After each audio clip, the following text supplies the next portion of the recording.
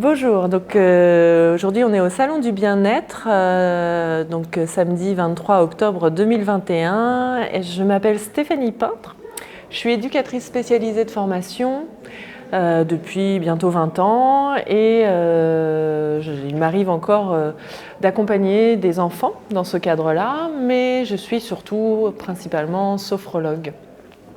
Et dans mon accompagnement, j'utilise bien sûr les outils du sophrologue que sont la respiration, la relaxation dynamique, donc le mouvement, et puis aussi les visualisations. Et j'utilise les sons, et je viens de me former à la systémie, et dans la systémie, il y a cet outil précieux, puissant, que sont les constellations.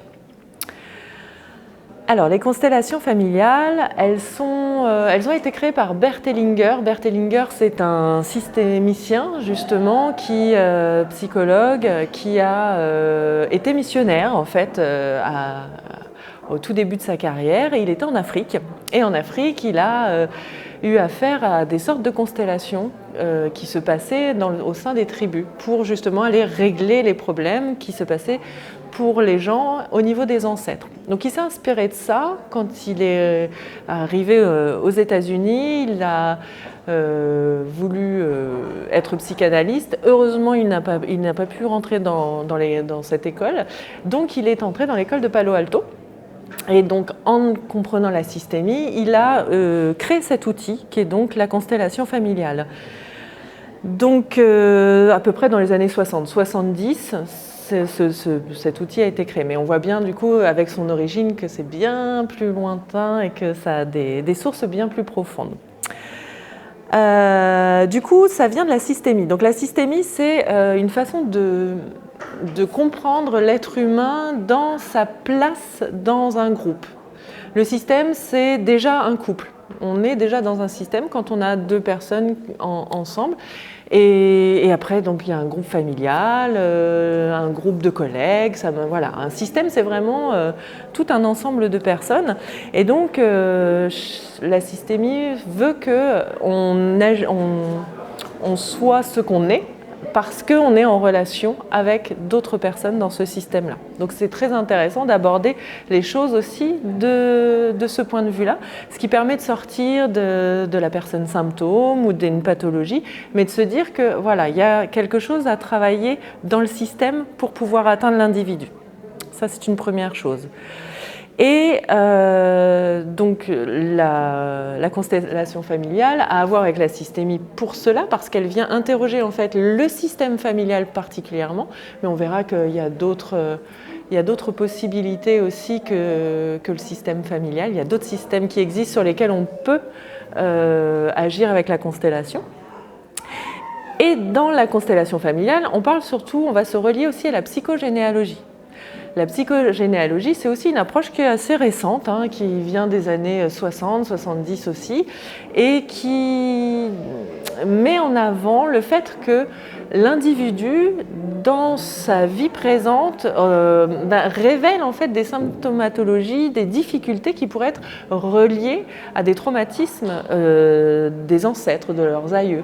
Donc le grand-père, l'arrière-grand-père, l'arrière-grand-mère, qui va avoir vécu peut-être un traumatisme particulier, qui va rejaillir en fait sur l'individu aujourd'hui. Et souvent, la personne ne sait pas pourquoi elle ressent ça, elle est malade pour ça, ou elle n'arrive pas à faire telle ou telle chose. Et quand on creuse un peu en psychogénéalogie, on se rend compte que c'est récurrent, que c'est quelque chose qu'on va retrouver à plusieurs niveaux générationnels, en fait. Et donc, la constellation familiale a affaire aussi à ça, parce qu'on va aller justement interroger ce qui a pu être traumatique dans la famille générationnellement. Voilà, donc la constellation familiale, années 70, c'est Bert Hellinger qui l'a créée et c'est relié donc à la systémie et à la psychogénéalogie. Alors du coup, je vais vous expliquer un peu comment ça se déroule en partant justement de chaque place. Donc là, on va partir de la demande de la personne constellée. Parce qu'en fait, la constellation familiale se fait principalement en groupe.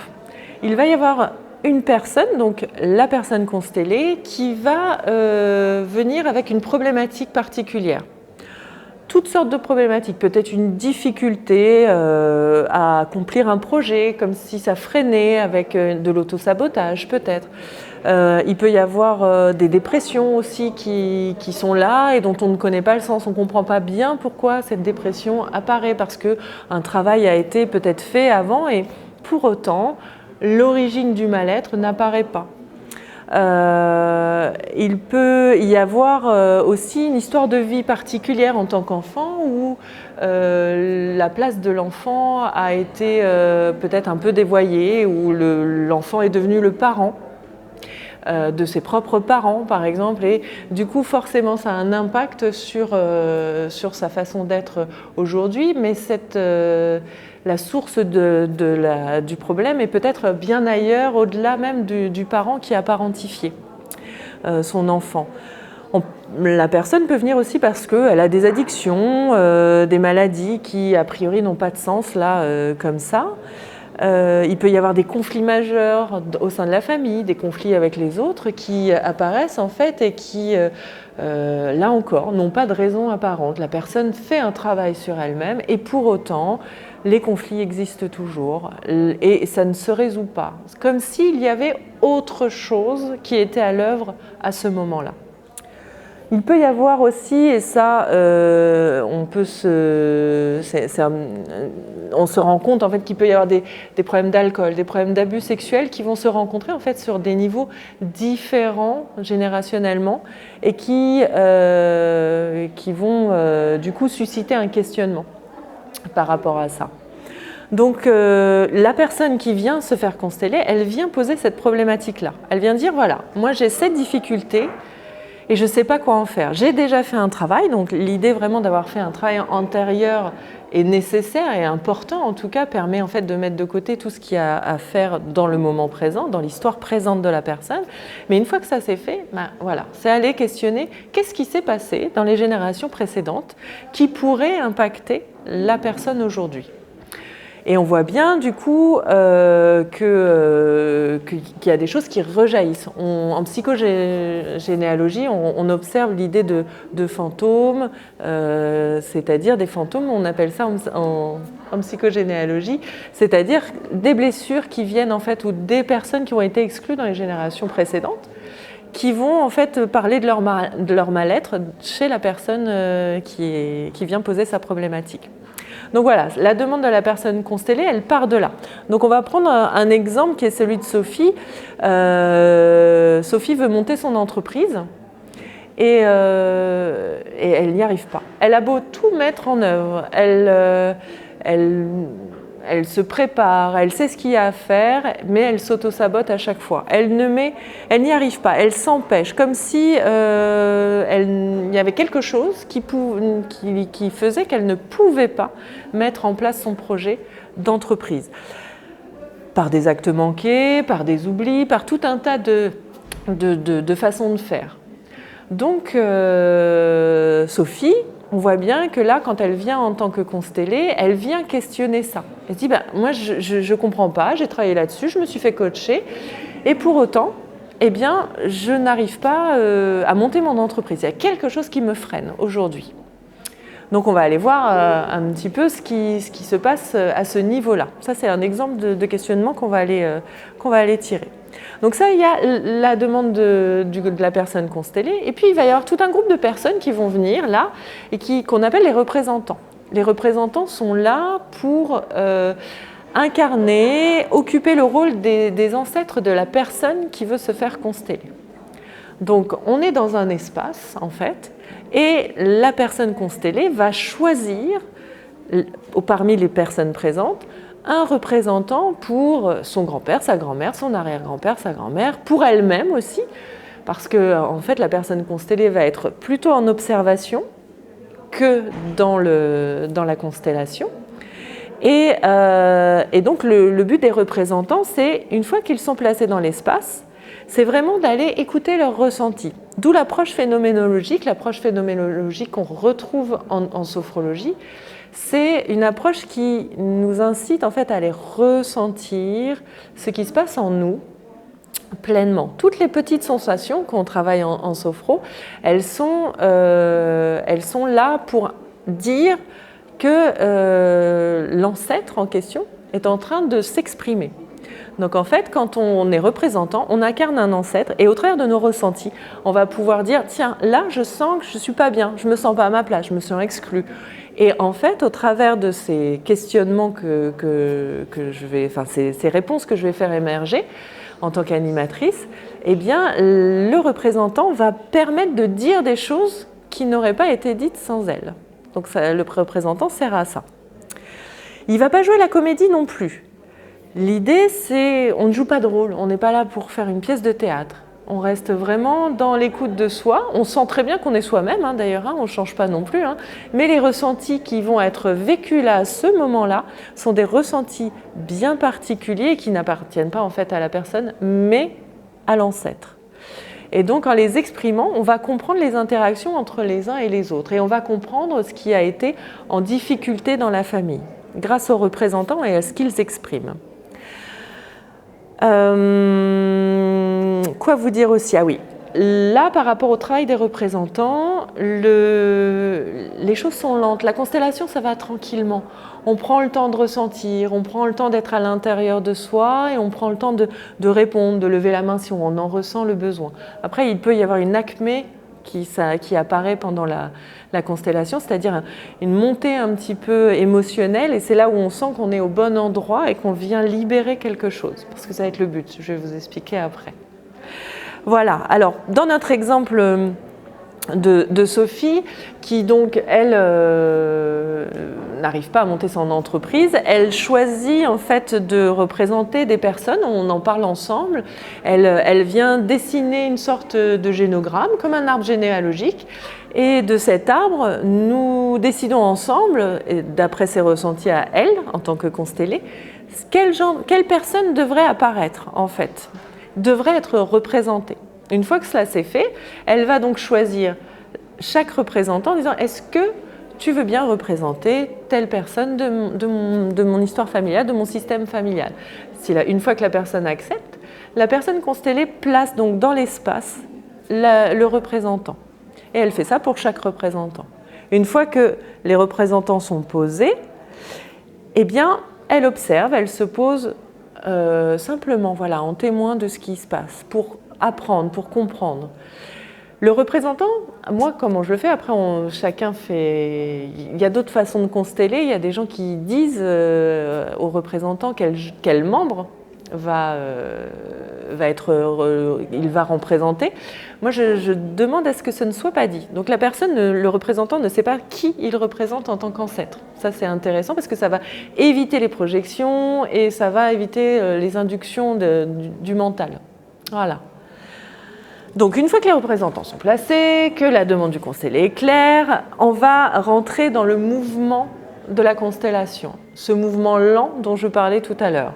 Donc le constellé observe en silence, les représentants expriment leur vécu et puis leur ressenti. Et moi, en tant qu'animatrice, qu'on appelle aussi constellatrice ou constellateur, je vais faire émerger ce qui doit être dit. Donc je vais passer derrière chaque représentant, leur poser la question à savoir ce qu'ils ressentent justement et affiner leur ressenti. Et en affinant leur ressenti, là, un mouvement différent va commencer à émerger. C'est un peu comme une enquête policière, très clairement. On va faire venir les pensées, les idées, on se dit qu'il y a peut-être des liens qui sont interrompus, peut-être qu'il y a des choses parce qu'on peut avoir des expressions comme « Ah, je ne peux pas être à côté de cette personne, je ne veux pas le voir, je ne sais pas ce qui se passe derrière moi et j'ai envie de me retourner ». Enfin voilà, tout un tas de ressentis et d'expressions là à ce moment-là, qui va créer un mouvement dans la constellation et qui va permettre en fait de comprendre de plus en plus quel est le propos, quelle est la difficulté qui est en place là à ce moment-là. Du coup, dans ce mouvement, ce qui est intéressant à savoir, c'est que en fait, on est dans l'inconscient familial. C'est-à-dire qu'on sait très bien, on est très à l'aise avec cette idée d'inconscient qui a été prônée par Freud chez les individus.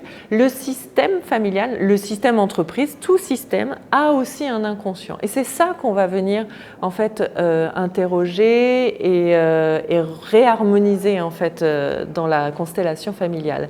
Donc l'inconscient familial, il va dire ce qui s'est passé. C'est comme ça qu'on a des réponses, en fait, par rapport à... Ouais, c'est assez étonnant. Faut le vivre. Donc, du coup, on a aussi, dans cet inconscient familial, dans ce fonctionnement familial, Bert Hellinger a fait émerger 3 principes fondamentaux qui sont nécessaires, qui vont nous aider à comprendre, en fait, ce qui se joue aussi et ce qu'on peut, nous, en tant qu'animateurs, constellateurs, eh bien, réharmoniser. Donc le premier principe, c'est la hiérarchie. La hiérarchie est évidente. L'arrière-grand-père passe devant le grand-père, etc. On doit honorer la place de chacun. Et quand l'arrière-grand-père est arrivé, c'est grâce à lui que nous sommes au monde. C'est parce qu'il y a eu cet arrière-grand-père, cette arrière-grand-mère, et qu'il y a eu nos grands-parents, qu'il y a eu nos parents, que nous sommes qui nous sommes. Donc c'est important de replacer les gens dans la hiérarchie. Ce qui ne se retrouve pas toujours quand on fait une constellation, quand elle est placée tout de suite. On peut s'apercevoir que parfois, justement, ce principe de hiérarchie n'est pas respecté. Donc des fois, c'est ça qu'il est à réamorcer, en fait, dans la constellation. Deuxième principe, c'est le principe d'appartenance. J'en ai un peu parlé tout à l'heure, c'est l'idée d'exclusion, en fait, d'une personne. Parfois, il y a, je pense par exemple il y a bien longtemps, être fille-mère, comme on disait, eh ben, c'était honteux. C'est un exemple comme un autre, mais il y a d'autres... Et donc, on rejetait la personne, on rejetait même l'enfant qui pouvait naître de ce viol ou de cet amour d'ailleurs, hein, parce que c'est possible aussi. Et en fait, la personne du coup se retrouve exclue. Et ça, on peut le voir aussi dans la constellation. Une personne qui va être vraiment mise de côté parce que c'est honteux. Donc l'idée, c'est vraiment de réhabiliter cette personne, de la remettre en place dans le système. Ça, c'est la deuxième, donc l'appartenance, le deuxième principe. Le troisième, c'est l'équilibre entre donner et recevoir. Si il n'y a qu'une personne qui donne et que l'autre ne donne pas à son tour ou qu'elle ne reçoit pas, etc., si on sent qu'il y a un déséquilibre de relation entre les gens, là, ça peut poser problème. Je vous donne un exemple qui est dans un couple. Eh bien, voilà, il y a un homme qui aime éperdument sa femme. Il donne, et la femme ne reçoit pas. Elle ne veut pas. Elle l'aime, mais pas tant que ça. Il y a quelque chose qui est peut-être figé. On sait qu'il y a quelque temps, on ne se séparait pas. Donc, ce lien se faisait difficilement. Donc, ce qui est intéressant, c'est de réharmoniser le lien dans la constellation quand ça émerge pour que ce soit mis à plat et régulé. Voilà. Ça, c'est vraiment nos 3 principes de base. Après, il y a bien sûr bien d'autres principes qui vont émerger et qui vont être importants à observer. Alors, on va prendre un petit exemple là par rapport à Sophie. Donc Sophie qui est la constellée, pour vous mettre un petit peu en image comment ça fonctionne. Elle est donc en dehors, là, nous avons notre espace, c'est le cercle. Elle attribue donc le rôle, comme je vous disais, de chaque représentant en lui demandant à chaque fois s'il est d'accord pour représenter tel ou tel membre de sa famille. Et donc, elle va placer dans l'espace chaque représentant. Et elle commence, c'est pour ça qu'il y a Sophie, parce qu'elle va commencer par poser le représentant qui va incarner son rôle à elle. Voilà. Donc Sophie va apparaître, la représentante de Sophie, mais ensuite il y aura Paul, Pierre, Simone, Chantal qui vont apparaître, qui sont les grands-parents, arrière-grands-parents, et qui vont donc être disposés. On voit bien avec les flèches que le regard est essentiel en fait dans la constellation, parce que c'est ce qui va induire des interactions ou pas. C'est ce qui va induire des sensations chez le représentant et qui va permettre de faire émerger des ressentis. Donc, voilà, l'orientation des regards, le positionnement, la constellée reste silencieuse, elle n'interagit jamais avec les représentants. Elle observe simplement. Ensuite, moi, en tant qu'animatrice, je vais accompagner Sophie en fait dans la séance. Et puis, je vais proposer en fait à chaque représentant d'exprimer. Donc, je vais les questionner. Qu'est-ce qui se passe pour vous en ce moment? Qu'est-ce qui pourrait se passer? Qu'est-ce que vous ressentez? Voilà, sous des questionnements très simples et neutres. Et puis, au bout d'un moment, si je sens qu'il y a quelque chose que je comprends, alors je dis je, mais en fait, je ne suis pas toute seule, ce qui est très important parce que toute seule, c'est compliqué à faire parce qu'on a besoin d'un regard un peu extérieur. Je pratique avec Aurélie Auvray, qui est bioénergéticienne et qui travaille avec moi, qui vient nettoyer un petit peu énergétiquement les lieux, qui vient s'assurer que tout fonctionne pour le mieux et qui va en observatrice aussi me donner son regard et me permettre justement de faire cette fameuse enquête. Donc voilà, c'était important de dire je vais questionner, mais ce deuxième regard est vraiment, vraiment essentiel. Sans elle, ça serait très complexe. Donc, justement, je vais aller la voir et on va questionner ensemble. Je vais lui proposer une hypothèse. Elle en aura peut-être elle aussi une. Peut-être qu'elle sera d'accord avec la mienne. Peut-être qu'elle en aura une autre. Et on va proposer l'hypothèse. Donc, proposer une hypothèse, ça veut dire que je vais placer les gens différemment dans l'espace. Peut-être juste les retourner pour que l'orientation du regard soit différente. Peut-être les déplacer, comme là, Chantal qui va être déplacée à côté de Sophie. Voilà, on voit bien qu'il y a des mouvements qui peuvent se créer. Et à partir de là, je re-questionne pour savoir qu'est-ce qui se passe quand je repositionne les représentants. Qu'est-ce qu'il y a de différent là-dedans? Et là, c'est en général, si on est au bon endroit dans notre enquête policière, eh ben, on va avoir des ressentis qui vont parler justement un peu plus de ce qui est en difficulté dans la constellation de cette personne-là. Voilà, et le but c'est de trouver la disposition dans l'espace, la formulation qui va faire que la personne constellée se sent vraiment au bon endroit. Le but c'est vraiment de réharmoniser le plus possible les relations. Donc on va voir justement à quoi sert la constellation. Alors la constellation, elle sert à reconnaître ce qui est. C'est vraiment partir à la pêche aux infos pour savoir où ont été les non-dits, les blessures, les secrets, les personnes qui ont été exclues. Le but, c'est vraiment de faire émerger ça. Donc, faire sortir un peu les traumas et les choses qui se sont enquistées. Donc ça, très simplement, quand il y a une exclusion, il y a une douleur du membre qui est exclu, mais aussi une douleur des personnes qui sont autour, qui ne comprennent pas et qui va en fait s'inscrire dans tout le système familial, en fait.